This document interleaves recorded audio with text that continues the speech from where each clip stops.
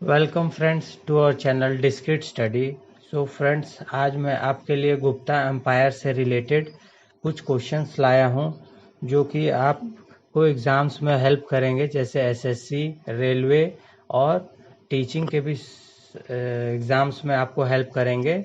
सो आइए देखते हैं कुछ गुप्ता पीरियड से रिलेटेड पॉइंट्स।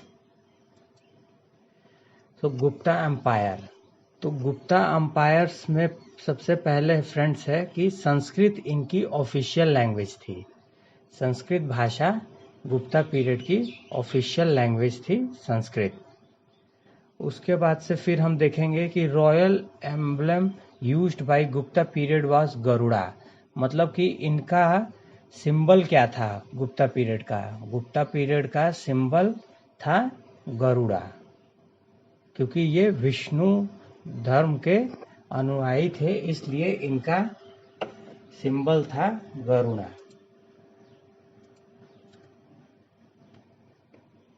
तो ये आपका हो गया, संस्कृत इनकी ऑफिशियल लैंग्वेज हो गई और इनका सिंबल हो गया गरुड़ा। अब इनके संस्थापक कौन थे? इनके संस्थापक थे गुप्ता पीरियड के श्रीगुप्त। श्रीगुप्त को फाउंडर ऑफ गुप्ता डायनेस्टी भी कहा जाता है और इनका शासन काल रहा 240 एडी से लेके 280 एडी तक। और इनको क्या टाइटल मिला था? इनका टाइटल था महाराजा।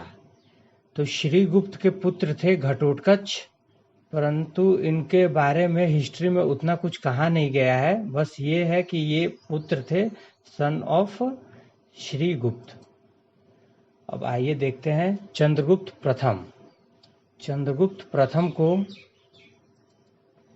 चंद्रगुप्त प्रथम ये पुत्र थे घटोत्कच के, और चंद्रगुप्त प्रथम का शासन काल चला है 320 से लेके 335 एडी तक।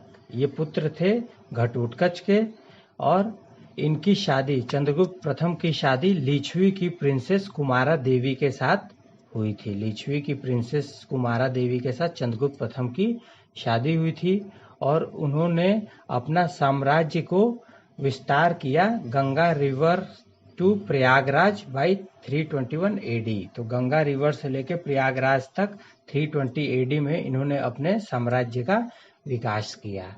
और इन्होंने कुछ सिक्के भी इशू कराए थे जो कि अपने और अपने क्वीन के नाम पे जॉइंट सिक्कों को इशू कराया था इन्होंने। और इनको टाइटल मिला है महाराजाधिराज का, ग्रेट किंग्स ऑफ किंग्स। महाराजाधिराज, ये क्वेश्चन पूछता है फ्रेंड्स आपको कि महाराजाधिराज किसको टाइटल मिला था, तो आपको होगा चंद्रगुप्त प्रथम को महाराजाधिराज भी कहा जाता है। He is considered the first great king of Gupta empire. तो ये पहले ग्रेट किंग थे गुप्ता एम्पायर के। नेक्स्ट देखते हैं फ्रेंड्स। तो चंद्रगुप्त प्रथम और कुमारा देवी के पुत्र थे समुद्रगुप्ता। समुद्रगुप्त का शासन काल चला 335 एडी से लेके 380 एडी तक। और इन इलाहाबाद पिलर पे इनके बहादुरी के किस्से आपको देखने को मिलते हैं जो कि कंपोस्ट किए गए थे। इनके कोर्ट के पोएट थे हरिसेना, उनके द्वारा उस पे इन हरिसेन ने कंपोज किया है कि उन्होंने कैसे डिफीट किया 9 किंग्स को ऑफ गंगा वैली के, 9 राजाओं को गंगा वैली के, और 12 किंग्स जो थे साउथ रीजियन के उनको, और 18 फॉरेस्ट ट्राइब्स को। ये इलाहाबाद के पिलर पे आपको देखने को मिलता है जो कि कंपोज किया गया था उनके कोर्ट के पोएट हरिसेना द्वारा। और उन्होंने अपने साम्राज्य का विस्तार हिमालय से लेके जो कि नॉर्थ में है, और कृष्णा नदी और गोदावरी जो कि साउथ तक है वहां तक किया, और ईस्ट में और वेस्ट में जो अफगानिस्तान है से लेके Brahmaputra river in the east तक, वहां तक अपने साम्राज्य का विस्तार किया। सबसे ज्यादा गुप्ता पीरियड का विस्तार समुद्रगुप्त में ही हुआ है। और he was the follower of Vaishnavite Hinduism. तो ये विष्णु हिंदुइज्म के अनुयायी थे। और he gave permission to king Sri Lanka Meghavarman to build a monastery in Bodh Gaya. तो उन्होंने श्रीलंका के जो राजा थे मेघवर्मन, उनको मोनेस्ट्री बनवाने के लिए आदेश दिया था बोध गया में। और इनको भारत का नेपोलियन भी कहा जाता है, इंडियन नेपोलियन। समुद्रगुप्त को भारत का नेपोलियन भी कहा जाता है फ्रेंड्स, जो कि इनको उपाधि दी। ये किस हिस्टोरियन ने बोला है? ये बोला है विंसेंट स्मिथ, जो जिन्हें वी स्मिथ भी कहा जाता है। तो ये क्वेश्चन भी आपको देखने को मिलता है कि भारत का नेपोलियन कौन है, तो आपका आंसर होना चाहिए समुद्रगुप्ता। फिर ये देखिए फ्रेंड्स कि इन्होंने अश्वमेध भी करवाए थे यज्ञ। He also performed Ashvamedha sacrifice. और इनको कविराज भी कहा जाता है। सो इनका टाइटल है एक, he is also known as, he was also called Kaviraj. Now उन्होंने 7 तरह के डिफरेंट सिक्के चलवाए थे। He started minting 7 different types of coins. इन्होंने 7 तरह के डिफरेंट सिक्के चलवाए। His period of rule was called the Swarna Yuga. तो इनके युग को ही, समुद्रगुप्त के जो शासन काल है उसे ही गोल्डन एज ऑफ इंडिया कहा जाता है। और समुद्रगुप्त, जैसा कि आप जानते हैं, इनको कविराज भी कहा जाता है। और ये बहुत एक अच्छे वाद्य, जो कि वीणा होता है, उसको बजाते थे। इसलिए जो स्ट्रिंग्ड टाइप का इंस्ट्रूमेंट है, जैसे वीणा जो आपको डायग्राम में दिख रहा है, तो ये बहुत अच्छा उसे बजाते थे। तो Samudragupta playing stringed instrument called a Veena. Next देखते हैं। तो समुद्रगुप्त और क्वीन दत्ता देवी के पुत्र थे चंद्रगुप्त द्वितीय। चंद्रगुप्त द्वितीय का शासनकाल चला 380 एडी से लेके 418 एडी तक। इनको ये विक्रमादित्य के भी नाम से जाने जाते हैं। He was also known as Vikramaditya. उन्होंने 3 सतरापा के किंगडम्स को अपने साम्राज्य में मिला लिया और उनको टाइटल मिला सकारी का। सकारी का मतलब होता है destroyer of the Shakas.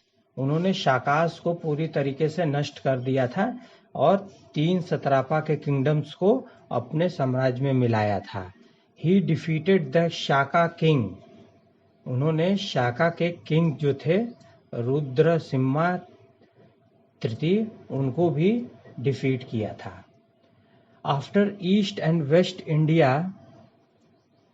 Chandragupta Dvitiya defeated northern rulers also like Hunas, Kambojas and Kiratas. तो चंद्रगुप्त द्वितीय ने शाका के किंग रुद्र सिम्हा तृतीय को भी हराया। उसके बाद से नॉर्थ के जो रूलर थे हुनास, कंबोजास और कृतास, उनको भी डिफीट किया। और इनके कोर्ट में नवरत्न थे, 9 ज्वेल्स। इनके भी कोर्ट में नवरत्न थे, जो कि बहुत सारे फील्ड के थे, जैसे कि आर्ट, लिटरेचर और साइंस। और इनमें से कुछ संस्कृत के पोएट भी, आपको कालिदास भी इन्हीं के साम्राज्य में थे। चंद्रगुप्त द्वितीय के हरिसेना, अमर सिम्हा और धन्वंतरी इनके फिजिशियन थे। या तो धन्वंतरी इनके फिजिशियन थे, कालिदास इनके पोएट हो गए, हरिसेना इनके भी वो थे, पोएटी थे, और अमर सिम्हा। और भी इनके पूरे साम्राज्य में 9 ज्वेल्स थे, नवरत्न। और फाहियान एक बुद्धिस्ट था, जो कि चाइना से आया था, वो भी इन्हीं के रीजन में आया था। यही सबसे पहला चाइनीज पिलग्रिम है जो कि भारत में आया था। तो फाहियान चाइना से बुद्धिस्ट पिलग्रिम है जो कि आया था इनके रीजन में, चंद्रगुप्त तृतीय के। तो फ्रेंड्स, ये एक मैप है, इसको देख लेते हैं। तो ये आपको दिख रहा है चंद्रगुप्त प्रथम। चंद्रगुप्त प्रथम ने कौन कौन से साम्राज्य का विस्तार किया है, अपना साम्राज्य का कैसे कैसे विस्तार किया है, ये देखते हैं। ये है आपका चंद्रगुप्त प्रथम का साम्राज्य। देखिए इन्होंने इतने दूर को कॉन्कर किया है और अपना साम्राज्य विस्तार से बढ़ाया यहाँ तक। और सबसे ज़्यादा हमने पढ़ा था कि समुद्रगुप्त ने विस्तार किया है, तो समुद्रगुप्ता का देखिए इन्होंने नॉर्थ हिमालय से लेके अफगानिस्तान को पूरा मिलाते हुए और फिर ब्रह्मपुत्र जो इधर से आपको दिख रही है, ब्रह्मपुत्र से होते हुए ईस्ट से पूरा ये साउथर्न रीजन कृष्णा और गोदावरी रिवर को होते हुए पूरा ये इतना दूर को अपना साम्राज्य को विस्तार किया। और चंद्रगुप्त द्वितीय ने अपना साम्राज्य का इतना दूर बस विस्तार किया।